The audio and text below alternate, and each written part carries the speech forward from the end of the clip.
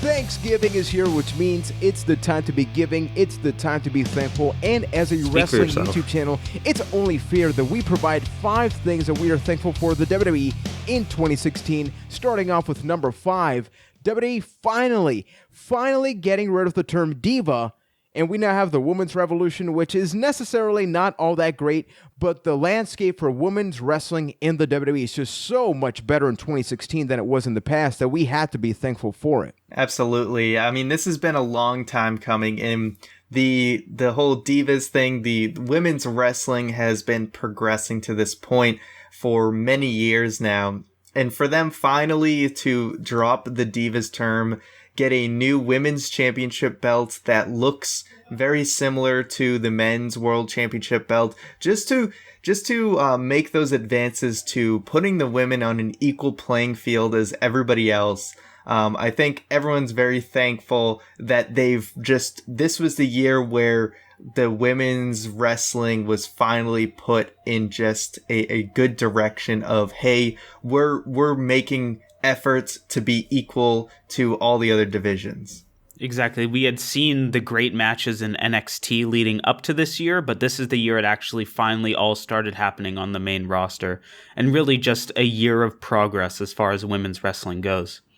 And with women getting main event spots and being treated in the way that they are now, it begs the question, what's going to happen in 2017? And that remains to be seen. At number 4... We'll find out who started the Divas Revolution. Maybe never. Maybe never. At number 4 is a guy that when he came back, this ring veteran, we weren't feeling it too much. But then the list happened. And then you know what else happened? It happened. Number 4 is Y2J, the Ayatollah of rock and roll, the man of 1,001 nicknames. He gave us a gift, and much like this coffee, we drank it in, man.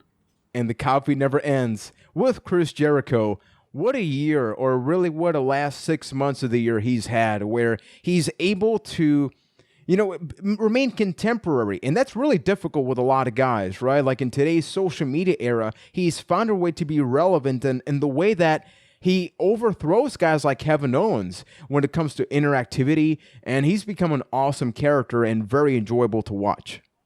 More than anybody else, Chris Jericho has found that formula of being able to leave, go do his own thing for a while, and come back, and it just feels so natural. I would argue at this point, Jericho gets better and better every single time he comes back, and is just able to keep himself relevant, keep inventing his character, coming out with new things, because Jericho doesn't really use any of his old catchphrases anymore. He's not holding on to the same old stick that he was doing years ago. He's making things like The List, The Gift of Jericho, constantly evolving. And while the first part of his comeback wasn't the best, the last few months have more than made up for it. And God, I'm so thankful for Jericho this year and everything that he's contributed to WWE. It's been great. Yeah, Jericho, I think, for a little while was kind of in a rut where he'd return for a little bit, come back, return, and he wasn't really doing too much because he wasn't staying long enough to really flesh out a new character, so he was kind of sticking to his old guns. But ever since he took this heel turn in the feud with AJ Styles, he's really just turned it into something completely new and different. And it's like, we're thankful for Chris Jericho because this is a guy who doesn't have to be here, but is here anyway, and is, trying to help the next generation of wrestlers come up. And we just got to be thankful for that. A guy, like, he doesn't have to do any of this, but he's doing it anyway, and he's doing some of the best work of his career on top of that. Absolutely. As Keith said, we got to drink it in. At number 3, Ryan is a terrible human being. I just got to say this right now. I got to lay down the law because should I just have my head down the whole time for this one? This year has got to be the Cruiserweight Classic. The Cruiserweight Classic is amazing in so many different ways. You have guys whose names didn't change, and a few years ago, this would be seen as a joke. You're able to put them out on screen unfiltered, uncensored. They're able to really showcase their potential, their talent. It is a 1-hour show on a weekly basis that it had you on the edge of your seat if you avoided the spoilers like I did. And then that finale. The 2-hour finale was so damn good. That is the perfect wrestling episode this year, bar none, for any company. I know that we don't watch any of them, like a lot of them outside the WWE. We watch like some indie every now and then, but with production value, outstanding wrestling, the crowning of the first ever modern day era Cruiserweight champion, finally unleashing a Cruiserweight division on Raw that maybe is not a 5-star, thing happening right now, but all these things happened because of the Cruiserweight Classic. Ryan, you're horrible. Keith, talk about why it's awesome.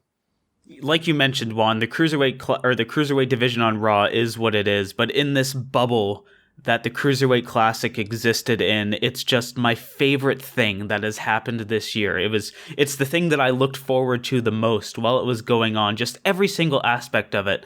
The matches, the stories they told, Daniel Bryan and Mauro Ranallo on commentary, the dynamic that they had. Daniel Bryan was an incredible commentator in that. Probably one of my, just listening to him be as happy on the mic as I was inside, like we were on the same levels of happiness as far as being a fan goes, was just this great experience. And I wish they would do more of it. I really wish they would just have these isolated events that just set the bar so high and then just go do whatever. But God, the Cruiserweight Classic was so good. Ryan, what are you doing? You need to watch this. Ryan, which was your favorite match? Talk to us. Okay. Jokes aside, okay, what was your favorite match? What was your favorite match? My favorite match, honestly, it had to be TJ Perkins at the finale with both of the matches that he had. I honestly still have a problem like Grand Metalik. You got Kota Ibushi in there. That Ibushi match was so goddamn good. It had goosebumps so good. were happening. That finale, I'm watching it after this video probably because it's so good. Yep. Number 2. Okay, Ryan, you can come back now. You're part of this conversation here. The Royal Rumble. The rumors were happening that somebody was going to show up. We didn't know who. We didn't think it was going to be phenomenal. Turns out it was. AJ Styles was unleashed in the WWE. Now, we mentioned Chris Jericho at the beginning of the year not being all that great.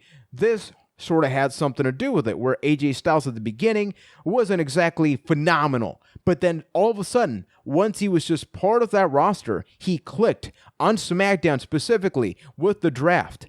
AJ Styles became not just a phenomenal athlete, no pun intended actually, in WWE.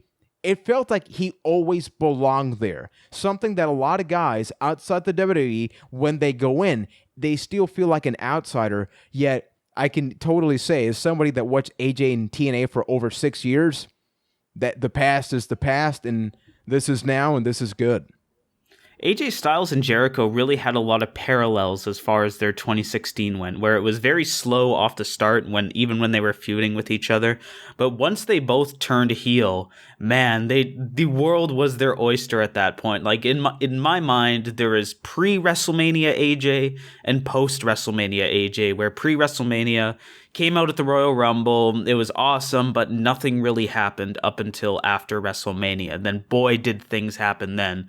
When he started feuding with Roman Reigns, had the whole club dynamic, and then turned into full-blown cocky bad guy once, right before SmackDown and then on SmackDown. And he has been doing incredible work. Phenomenal, you might say. And as far as going forward, I do want more of AJ Styles. I was trying to make a joke with this theme song. It didn't work. Ryan, what do you have to say? I'll give you like a C+.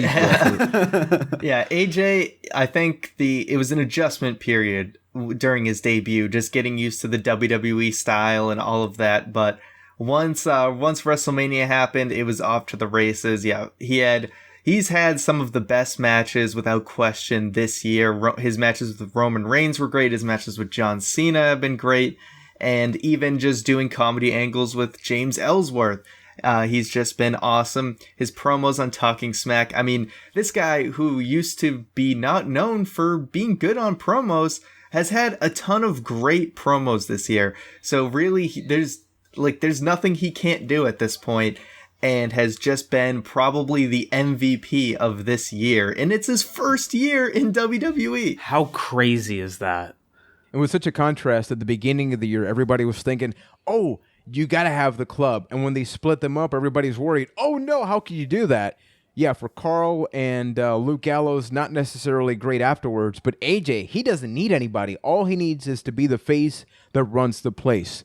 And finally, at number one, this was tough because there were two different options that were fairly similar. Originally, we were going to go with the draft because the draft did put out Smackdown in the way that we finally watched Smackdown.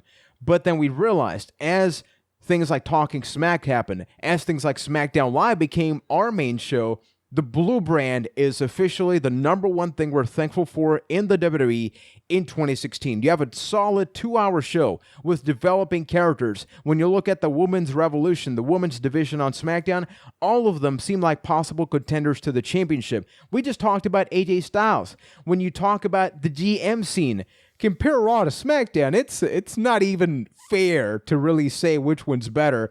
And add Talking Smack to the mix, good game. Good game for Raw, because there's no way they're winning. Yeah, SmackDown has basically reminded me why I like wrestling, because I'll be honest with you folks, Raw has been killing my soul for a very, very long time, and it makes life so much easier that the next day I can generally watch a show that I'm going to enjoy so much more. And it just has that old school feel to me. It feels like I'm watching a wrestling show from 10 years ago, and just that it actually flows and the characters are developing and there's not these pointless matches. Every match has a meaning. It feels like people earn their spots. People earn championship matches. And then you have Talking Smack on top of it that is able to even, color in the stories a little bit more, add a little bit more depth to it. And you get promos from guys that are completely unscripted, and you feel like you get to know these characters even more because of that. And just this entire environment that SmackDown has cultivated is just amazing, and it's really sort of the spiritual successor to what NXT's formula was. Really? And it's really kind of just taken a life of its own on SmackDown. Yeah, no, the draft has been the best thing that could ever happen to SmackDown this year. Like, it went from, oh, hey, here's 2 hours of pretty much worthless television that you can see all the matches on Raw that you barely liked anyway, you can watch them again, to this whole new dynamic breath of fresh air into the WWE. It's just so nice having a unique 2-hour watch, get in, get out show. It's revitalized me the same way Ryan said. Because I saw the CWC, I'm not going to call it my favorite thing this year, but it's pretty damn close. SmackDown's been such an enjoyable experience, and to sort of get some food for thought for this, it always begs the question, why does it have to be like that, right? Ideally, the number one pick should be the draft for the thing we're most thankful for, because then you would get two shows that are top notch. But we got Raw from the draft as well, right? So there's a little bit of stigma there. And Raw is really the same show, but with less people on it. I mean, SmackDown has really shown us that, even though it has the weaker roster, I mean, it's almost hard to argue that it doesn't, it doesn't have the weaker roster, because it does. But it showed you that good stories is what truly matters, because even with a weaker roster, you care more about the guys you didn't think you cared as much about on SmackDown than you do about the guys you're supposed to care more about on Raw. Yeah, so those have been the 5 things that we're thankful for in the WWE in 2016. Drop your comment with your list. Do you agree with some of the things? If you would switch anything to make it maybe a little bit more controversial, how would you do so? For me, the CWC ideally would be number 1, but because once again, somebody didn't watch it, you gotta go number 3. You gotta split it. I didn't know. You guys could have put it at number 1. Whatever. I wasn't gonna fight it. Byte That list. So we're applying pressure. At least watch one of those matches, one of those episodes. But I saw one of the episodes. Gang. If you're not like Ryan, you're a cool person, you know what you're going to do? You're going to give us a thumbs up. You're going to subscribe. You're going to check out the podcast every single Wednesday night, we cover Raw, Smackdown, pay-per-views, wrestling news. You want to get some early access stuff? You want to go behind the scenes and get some updates and give direct feedback that can help us grow? There's a way you can make that happen. Patreon.com/Byte That. You get all the cool information. You help us achieve and reach goals and make Keith smile in such a way that he will almost think Canada's number 2 when for him it's always number 1. No, I don't know where I was going for Don't that. go that far. I don't know We where have I the was real going with that. Thanksgiving. I've been thankful for a while. Yeah, exactly. He celebrated. He's been thankful for a couple weeks, but us people in North America and around the world or something, we celebrate somewhere In else. North so America. Thank you for watching. I'm in North America Well, too. yeah, right. You are part of North America. Damn. Well, this is what happens when you get into geography, man. You should have I just tried. avoided it. I tried. Ryan, then you get to close it off the video. Then I feel sad now. Well, this has been another SRT, so thank you guys for watching. Good job. Good All job. right. I really like That was good, right? Good job.